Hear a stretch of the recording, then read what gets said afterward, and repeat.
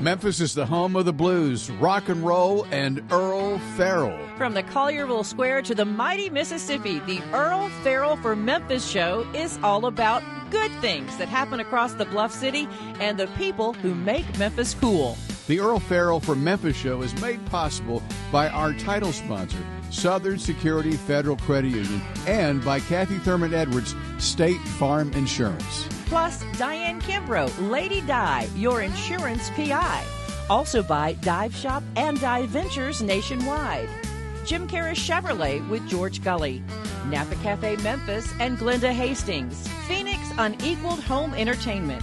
For Memphis Magazine. The Live at the Garden Concert Series. And the Orpheum Theater Group Memphis. Thank you to all the sponsors for making this possible. And now, coming to you from Lansky Brothers, Clothier to the King, inside the world-famous Peabody Hotel with the heart of a cowboy and Memphis in his soul. Ladies and gentlemen, here's your host, Earl Farrell. And thank you very much, Ron and Karen, for the big intro there. It's good to be back. We were in Florida for a week, and I really mean that. It's great to be back. Vacation is no vacation. But we had a great time. Went to a really great restaurant. I want you to pay attention to this. It's called the Old Florida Fish House. It's on 30A. Best place I've eaten in a long time. Great service. Beautiful restaurant. We ate outside. It was like California. Highly recommended. And our server was from Memphis. He said, "Where y'all from?" I said, "Memphis." He said, "So am I.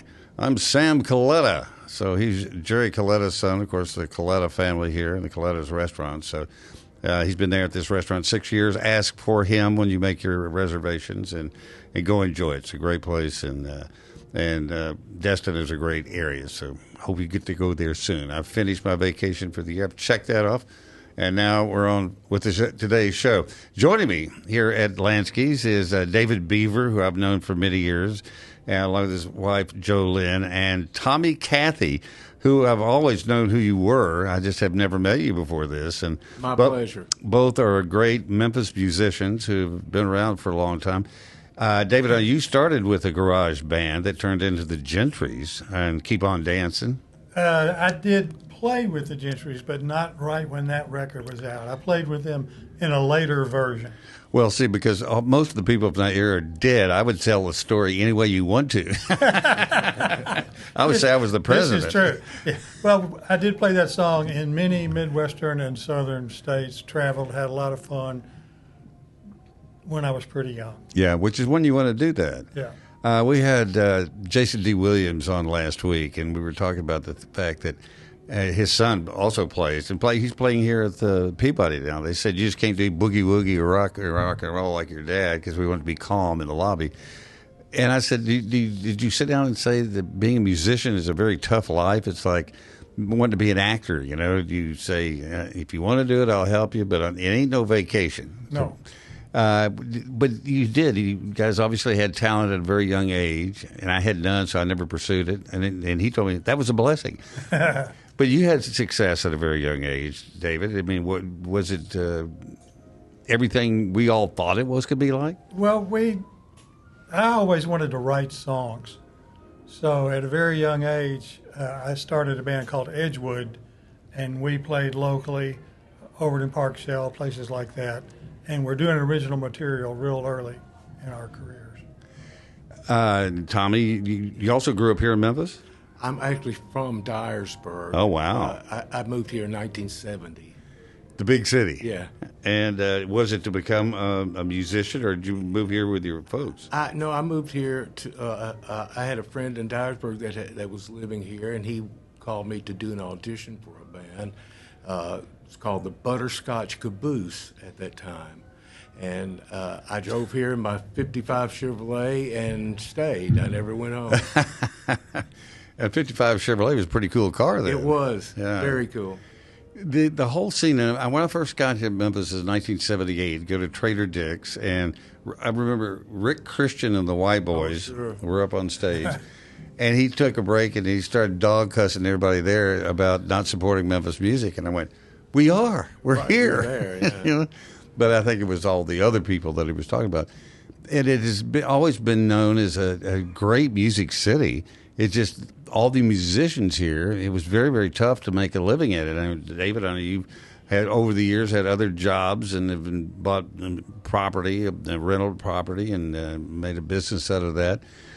Tommy, did you have other interests as well to make it as a musician? Earl, all I have done is be a musician, and I've been extremely blessed to be able to do that since I moved here in 70. Wow. It hasn't always been roses, but it was what I feel like I was meant to do, and I was fortunate enough to be able to make a living doing it. Well, it is, and I think no matter how successful or not, if you were eating and you could, feed your family and Sure. maybe take a little vacation every once in a while, and you get to do what you want to do to make a living, you are blessed. Yes, indeed. And some of the people who you've played with over the years, I remember Todd Rundgren is one of them. I did a session with Todd Rundgren when I was working on a Yvonne Element album at Ardent, and Steve Cropper produced it. And we were doing she was covering one of Todd's songs, and he just happened to be playing in town at the Orpheum that night, and so Steve sent a limo to pick him up, and he brought 2 of his keyboard players with him and played on the song. It was a memorable experience. I'll never forget the first time I saw Todd. I think it was on, what was it? They came on Friday nights, In Concert maybe? Oh, yeah. But he was playing the piano or sitting at the piano, and he had butterfly wings on his eyelids. And so when he blinked, like He took off. and I'm sitting there in Odessa, Texas, going, "Oh, that's the weirdest thing I've ever seen my all put together." And but he was a great musician, Incredible very songwriter. Oh, yeah. Great. Albert King. Did an Albert King session for some demo songs that he did, and I was always a big fan of Albert King. If you like blues, you got to love Absolutely. Albert King, and that was a fun experience. With you, when you toured with the Gentrys in those days, we were in early 20s to even teens at that time? Teens. Late teens. And Jimmy Hart was part of that. Oh, yes. Was Raspberry there? Not at that point. Not no. at that point. He was another great Memphis musician. He was with doing the High Steppers at that point. Larry Raspberry and the High Steppers. And in fact, he still comes back to the Italian Fest. I don't think he came last year, but he was having some kind of health issues, which, that's part of the deal as you get older. You get free health issues. Yeah, right. But what was it like as a young kid? I mean, was it like a dream come true, or was it like, I didn't think it was going to be like this? It was great. It was the first time I got with a band and jumped in a station wagon pulling a U-Haul trailer and drive 400 miles, play a gig, drive another 100 miles, play another gig. Same day? No, next day. Next day. Okay. And then fly back home. I mean, in the car, fly back home. No airplanes. Yeah, and then the next weekend you're in Florida. We used to go to Michigan a lot, go to Florida a lot, go to Washington D.C. And well, I know that my whole key to trying to be in a band was because the guys in the band always seemed like women were around, girls, and I couldn't play guitar, I couldn't sing, I couldn't do anything, and so I thought, well, no sense in trying that deal. But if you could, was that part of the thing? Women did pay attention to you if you could play keyboard or vicious rumor. Nothing. Rumor. Never happened. You never bought that, did Never you? happened. Tommy, how about you? Well, I mean, it just kind of seemed to go with the territory, but I truly was in it for the music, and so I didn't get too drawn into that scene too much. But yes, it was around. Well, the other thing, too, is both of you are Christians, and that's always been a part of your life. Yes. And that could have been the part that saved you from the music business because so many people succumb to the temptations. Absolutely. And that's why you're here today to talk about a new album, and we'll get into that in a minute. But you saw all this other stuff going on, and we all try to be good people. But when you're around it, and no matter what it is, whether you're in the military, you're around a bunch of guys that have a proclivity for being wild and going out on leave, and if you're with them, a lot of times you just kind of go along with it. Otherwise, you find other people like you and kind of stick to them? Were there people like in all of your music where you quickly found somebody who was more like you to hang out with as opposed to the other guys? Usually it was somebody in the group. That wild and crazy guy, I never was that guy. I never was that guy. Well, I was up to a point, but something in me always said, "Time to leave, Earl." Yeah. And Tommy, what was it like for you? Well, it's the same thing like David said. It's usually someone within the band, and you just kind of search those people out. You kind of know where their heads are at, and you just stay on that level with them. It's and I think that's no matter what kind of a career you choose. I mean, everybody faces the same temptations, the same proclivity for, stepping out on a Thursday night. I remember we did a show called My Favorite Restaurant, and we did it for a couple of years in Houston. So we'd drive to Houston, shoot restaurants, come back, edit, send the shows to be on TV there. And my young person I'm with, he was shooting and working on the show with me. He goes, we first get there, we check in the hotel. He goes, "We're in Houston, Texas. Let's get out, raise some hell." I said, "Be my guest." I said, "There's a ball game on tonight. I'm going to get some Kentucky Fried Chicken. I'm going to sit right here, maybe have a beer." And he goes, "You don't want to go out?" I said, "No." I said, "I have been out for a lot of my life." And I said, "There really isn't anything out there that I'm interested in." So I said, "But I'm not stopping you. Go have a big time." And he said, "I guess I'll just hang around." But it is, it depends kind of on the crowd you're with. But it is, if you can make it through those early years where you're impressionable and people are saying, "Come on, let's go. You want to go have a big time." And but I think some people are very fortunate. They really kind of know who they are from the early days. And my son was that way. People would come up to him and say, "Is your dad Earl Farrell?" He goes, "Yeah." And he quickly adds, "I'm nothing like him." And I go, "Well, not like I was, more like I am now." But he was always his own person. And I think that kind of comes along with your music. You're not influenced so much by other people. You have always tried to go out and do what you really wanted to do. Right. Because I know you said writing was your main interest. For me it is, yes. And I typically don't listen to very much music. I don't want to write something and think, "Wait a minute, was that song I heard the other day?" Yeah. Was that somebody else's song? So I kind of stayed away from it and just try to stay in my own little category. But that's which has paid no benefit whatsoever in 50 years. But you never know. Right. Morgan Freeman, who I've got an interview a couple of times, he didn't really make it till he was in his 50s. In fact, he was about to buy a medallion to drive a New York City taxi cab because he said, "I hadn't made it. I was in my 50s. I needed to find something to do to make some money to support my family."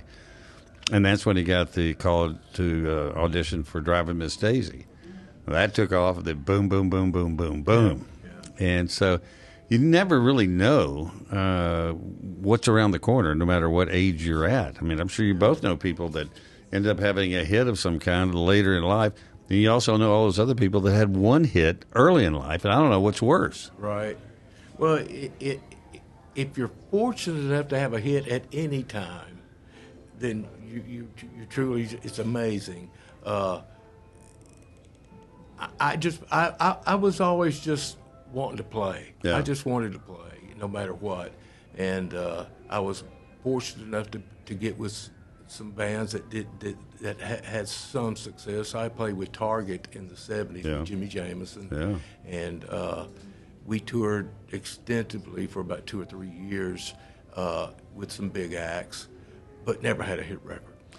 But you still got the same impact because you were with Target, and wherever they went, you got sold out. And Jimmy was incredible. Yeah.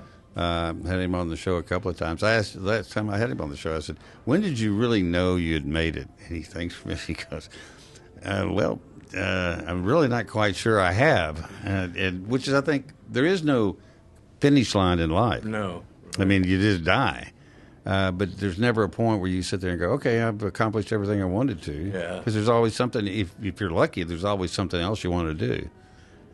It's with working with David. I did work with David back, 73? Was it when we 72. 72, and we did a record that David wrote called D. Beaver and Combinations, and have maintained a friendship since '72. Wow. And so when we were going to do Washman, even before we had a idea of what it was going to be, I had put out a solo CD, and there was one song on there I just brain lock. I couldn't get any lyrics for, so I called David. I said, David, please write some lyrics to this. And he did, and I loved what he did.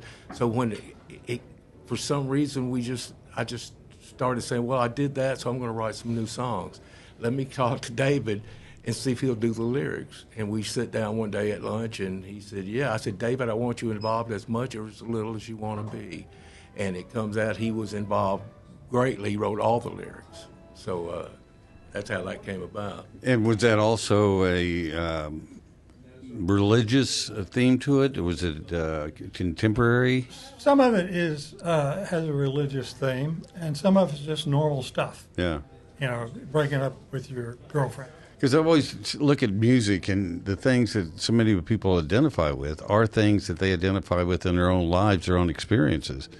And it's like the songs that talk about, she left me, and I'm lonely, and I can't find anybody else. We're always the most popular songs because everybody's been left. Yeah. Everybody's lonely. And then with the religious-based songs, it's also about life experiences, and you find solace and some kind of comfort in a song that really talks about what you've gone through. Right. And so you're talking about the same thing. Everybody thinks they're totally different kinds of music. Well, when you write a song, a lot of people think it's something you've lived, and sometimes it is, and sometimes it's just stuff you made up, and you make up a song about love or life or whatever, and you put it out, and people hear it and they go, "Well, what was that about? When did that happen? How did you feel about that?" I made it up. Well, it's like people that write novels. Yes. And then they have a love scene in the novel, because I've got a lot of author friends. And I said, so how do you explain that to your wife when you got this love scene? You talk about all this stuff you do in the love scene, and you say, I just tell her I made it up. That's all Not you can me. do. I didn't never do that. That's all you can do. When you got together this time, because you're friends, I'm sure you talk on a regular basis. Who had the idea of let's do another album? Well, he had sent me that one song on his first solo album, and I finished it, and then a little bit of time passed, and then he just started sending me more stuff, and I would write melody and words to it, maybe write a bridge, and do a little demo on my computer and send it back to him. And he'd go, okay, and then I'd wait a little while, and a few weeks later, here comes something else. Which is how the business really has changed. Remember, you used to have to go do studio time, which is very expensive. Now, if you've got a computer and your instruments, you got good mics and stuff, which you really don't even need in the beginning, just demoing a song to each other, and you email to each other. Well, you don't have to be yeah. at the same town. Yeah, technology has come so far. Back, like in the 70s, we would rehearse till we felt like we got it right. I'd send David a song, and 2 weeks later he sends me his finished stuff, and I go, great, let's go to the next one, And there's no rehearsals or anything like that. It just works that way. We co-wrote the 8 songs on this album, Watchmen. We were never in the same room together. No. Wow. Isn't that amazing? He would work on something, and I know he didn't work on it for 5 minutes. He may have worked on it for 3 days, trashed it, rewritten it, changed it 4 times, and got it the way he wanted and sent it to me. And then I would listen to it for 2 weeks or 3 weeks and start to hear this and start to hear that and start to write melody, write words. And then it took us a year to write 8 songs. Yeah. But really, that's not unusual. It takes a lot of groups, takes them longer than that. And then a lot of times they released it in a shorter period of time in which they hadn't. Right. So It's to what level you want to take your professionalism to, good or bad. And then some people I know just from pieces I've done in journalism, that sometimes the hardest part is saying, okay, I've got to end this thing. I've got to find a period on the end of this story. And the same thing with the song. You know, at some point you have to just say, okay, we're going to go with this. Right. Are you good with that? And then somebody goes, not yet. I find that the wives are very good at helping you finish it? Yeah. What is that? That don't mean nothing. Do that again. We're going to take a quick break to hear from our sponsors. We'll come back. You're going to hear a couple of cuts from The Watchman, which is Tommy and David's new album. And we'll tell you about where you can get it. But we want to hear some of it and talk more about just what being in the music business today is all about. So stay with us. We'll be right back. Hi, I'm Dawn Grader, President and CEO of Southern Security Federal Credit Union. We're the proud title sponsor of the Earl Farrell for Memphis show. Coming to you live from Lansky's in the world-famous Peabody Hotel and celebrating all of the great things about our great city, Memphis, Tennessee. Hi, I'm Glenda Hastings, owner of Napa Cathey, and I'm so proud to be part of the Earl Farrell for Memphis show, streaming live from Lansky's from the Peabody. We will be showcasing not only Napa Cathey, but some great restaurants around town. We look forward to seeing you. Hi, everyone. It's Diane Kimbrough, Lady Di, your insurance PI. And I'm here to tell you about the new podcast that Earl Farrell from Memphis is doing. And we're doing it downtown live from the Peabody, which is behind me and next to the Rendezvous. And we're going to be talking all things Memphis, but we're also going to be talking about health insurance because that applies to everyone. And I can help you in every area. So I look forward to you listening to us and learning more about what we can do for you in Memphis and how I can help you with your health. Hello, Memphis, Mid-South. And first, I'd like to thank you for visiting with Earl Farrell Memphis today. And we want to support him just like you do. I'm George Gully, one of the sales managers at Jim Carrey Chevrolet. We've been in business here in Memphis for over 75 years. I've been associated with the company for almost 25. And I'll help you find the right car, truck, or SUV here at not only our Chevy store, but also Buick, GMC, Nissan, Subaru. We can help you find that right car. Keep watching, Earl, and come see me. Thanks so much. Hi, I'm Cathey Thurman Edwards, State Farm, and I'm so excited to be one of the sponsors for the Earl Farrell from Memphis show, broadcasting live from Lansky's at the Peabody. And I'll tell you all about what we've got going on at our office. Gift cards for quotes. No purchase necessary. I'm better looking than a lizard. Hi, this is Randy Wright from the Dive Shop and Dive Ventures in Memphis. We've been in Memphis over 64 years teaching people to dive, snorkel, and swim. We'd love to have you come join us and have some fun. We're also a part of the Dive Ventures group with 18 locations across the country, stretched from Phoenix to Vienna, Virginia. Please give us a call. We'll be able to take care of you at 999 South Yates in Memphis or call us at 901-763-DIVE. Hi, I'm Brett Batterson, President and CEO of the Orpheum Theater Group in downtown Memphis. We are so pleased with our partnership with the Earl Farrell Show and very happy that he is broadcasting live from Lansky's at the historic Peabody Hotel. We're all here to make Memphis better. Hi, my name is Jameson Todd, and I'm the director of Live at the Garden and the Radiance Amphitheater. And we're so excited for our 25th year of Live at the Garden here at the Memphis Botanic Garden. We've got a great lineup for you this season, so come on out. Hi, I'm Olivia Wall, Director of Marketing and Communications for Memphis Botanic Garden and Live at the Garden. We've had Earl Farrell right along the way for the past 25 years, and we can't wait to talk more about the season this summer on the Earl Farrell for Memphis show. So come out to Live at the Garden. Our first show's on June 21st. Hi, my name is Scott Fueling. I'm president of Phoenix Communications here in Memphis. I'm really proud to support Earl Farrell's show, as was everybody else on the team. We love Memphis, and we love doing things to promote Memphis, and we can't wait for this to get started.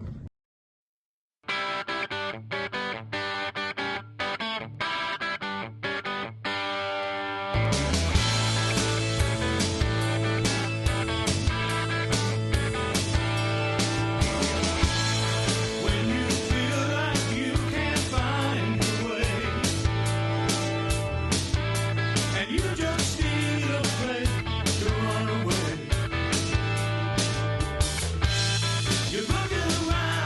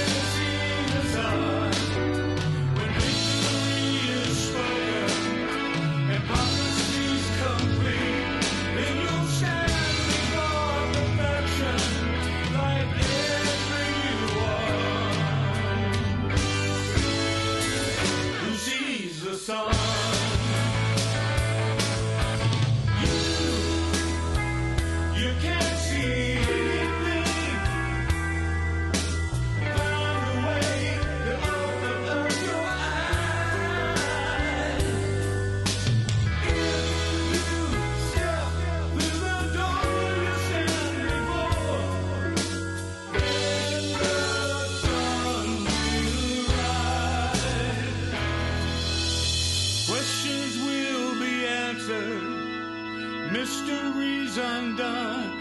Are you looking for the master? Are you here to see the sun?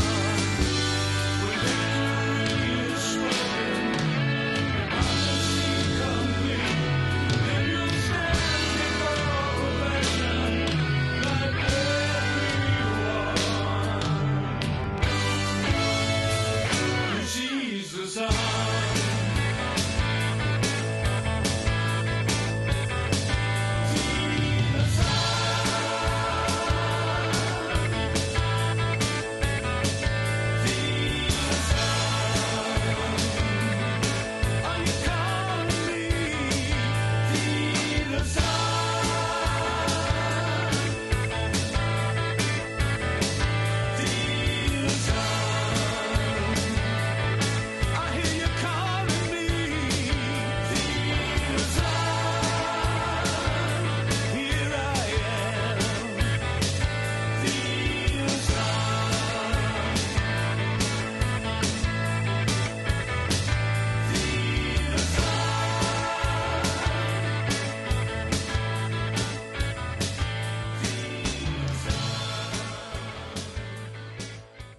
See the Sun. Very good, guys. Tommy, Cathey, was bass and vocals, and you sound great. Thank you. David Beaver, keyboards. Wes Henley, guitar. Bill Marshall, drums. Joel Williams, drums. Written by Tommy, Cathey, and David Beaver. Produced by Tommy, Cathey, David Beaver, and Wes Henley. And it was recorded and mixed mastered at Dreamscape Studio in Jackson, Tennessee. But we know the real truth. It was done in your bedrooms individually, and then you finished it up at the studio, right? Yeah, it was born there in our bedrooms, yes. But that, I think, is the most incredible thing. And I've seen it with all these groups that continue to tour that we've all known for years, like places like Live at the Garden. They come in, and they've all gotten older, but they still sound exactly the same. Which I know from my own experience with my parents, because they were back in Texas. I've been here almost 50 years. I would talk to them on the phone. They sounded just the same as they always had. And then I'd go to Texas and see them a year later, and I would talk to them on the phone just about every day. And they gotten older, but you sound the same on the phone, which is true of also musicians. I mean, you can still play as well as you ever did, probably better, still sing. And if you're fortunate, you still sound great. The amps get smaller, though.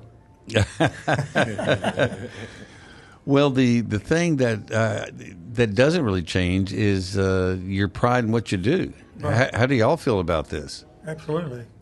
Yeah, it's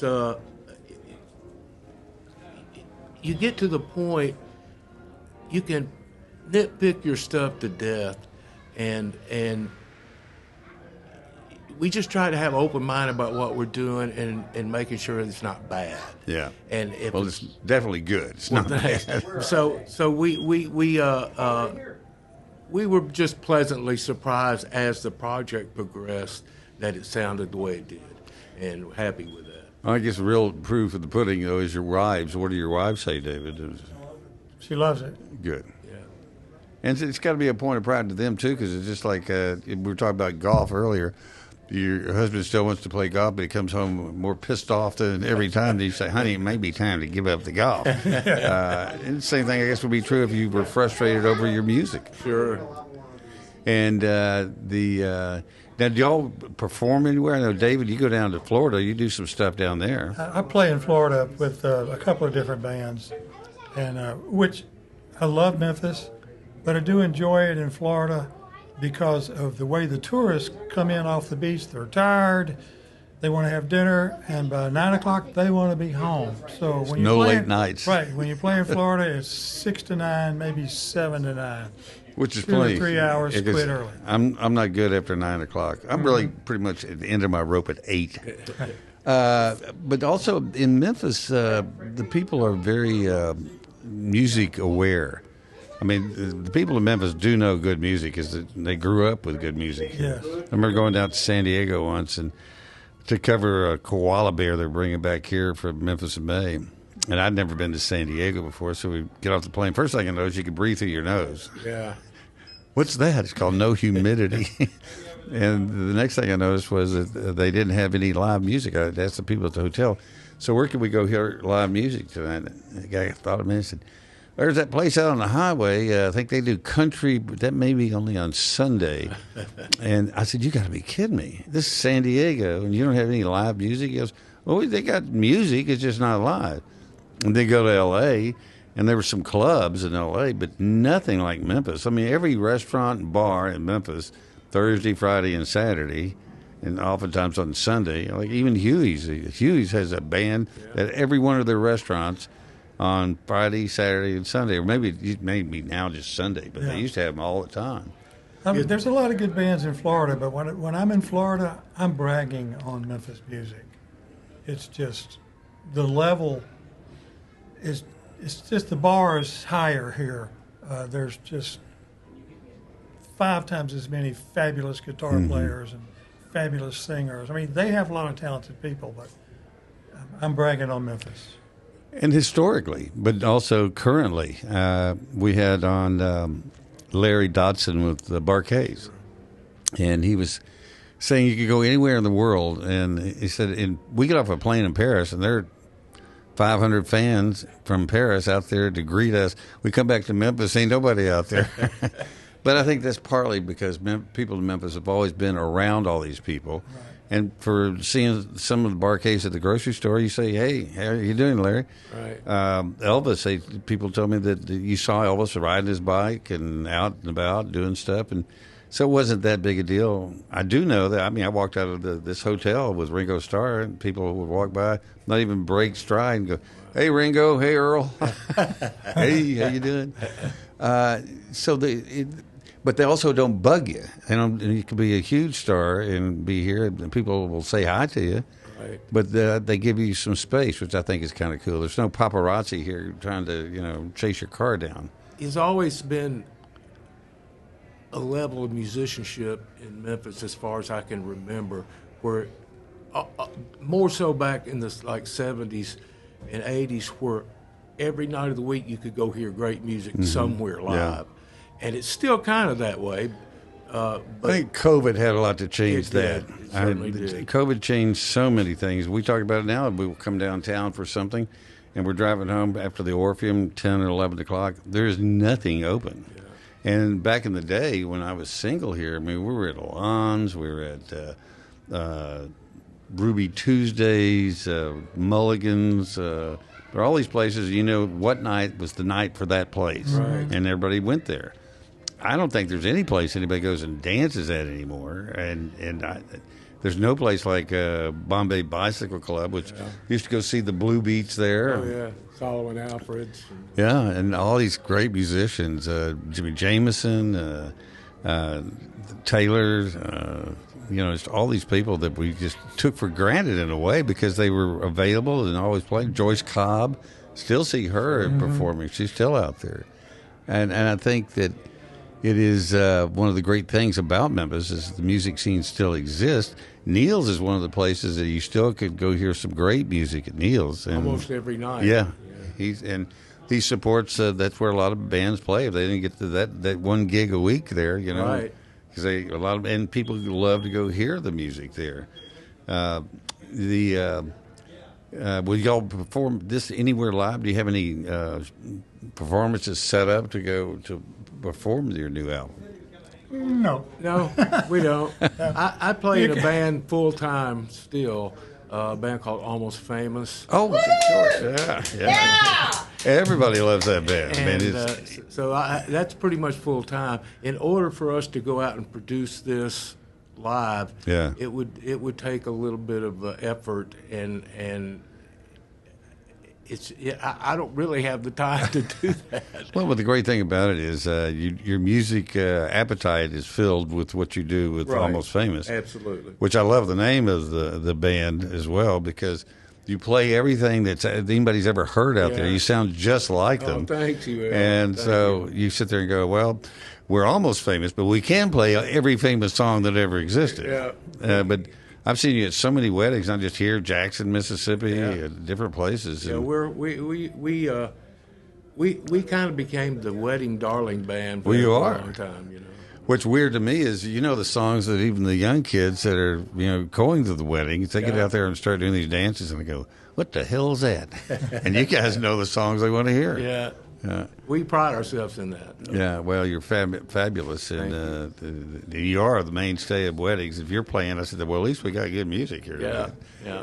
And then, David, whenever you go to Florida, you're playing down. Do you play with any bands here in Memphis? No, I don't. Yeah, Florida's enough. Florida's enough. Yeah. The studios here, Arden being one of them, so many people have come here to record at Arden over the years. I remember the ZZ Top, whenever they were in town, I had Sleep Out Louis, and Billy Gibbons would come in Sleep Outs. And I knew, of course, he had the beard, so you knew exactly who he was when he walked in. And he'd come about 2 o'clock when it really wasn't crowded. And so we'd have these long conversations. Really just a neat person. And we very seldom ever talked about music. It was everything else in the world, So he's just like you guys, you love music, but that's not your entire life. No. And with you, it's golf. And with David, it's fixing up all his rental properties, which is a full-time job in itself. Yes. Let's listen. We listen to one more song. And this one is the Watchman, which is the title of the album. And here is Tommy and David.